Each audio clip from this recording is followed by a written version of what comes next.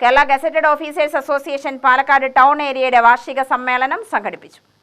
KGOA Palakkad ജില്ലാ സെന്ററിലാണ് സമ്മേളനം നടന്നത്. Area president doctor A Prabhat പതാക ഉയർത്തിയതോടെയാണ് സമ്മേളനം തുടങ്ങിയത്. KGOA സംസ്ഥാന സെക്രട്ടേറിയറ്റ് അംഗം വി ചന്ദ്രൻ ഉദ്ഘാടനം ചെയ്തു.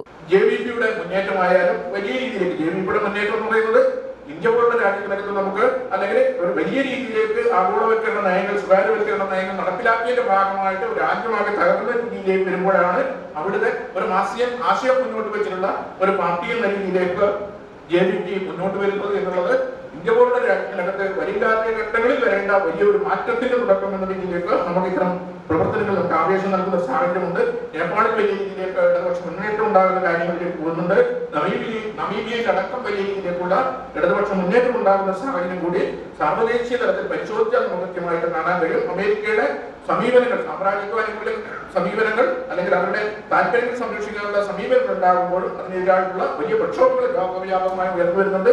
വലിയ രീതിയിലേക്ക് ഇവർ നയങ്ങൾ തിരുത്താനുള്ള ശ്രമങ്ങൾ കൂടി ഈ കാലഘട്ടത്തിൽ ഉണ്ടാകുന്നുണ്ട് എന്നതും കൂടി. Area secretary U Biju Antony പ്രവർത്തന റിപ്പോർട്ട് അവതരിപ്പിച്ചു. വരവ് ചെലവ് കണക്ക് അവതരണം, ചർച്ച എന്നിവയ്ക്ക് ശേഷം തെരഞ്ഞെടുപ്പ് നടന്നു. വനിതാ കമ്മിറ്റി രൂപീകരണവും ഉണ്ടായി. UTV news Palakkad.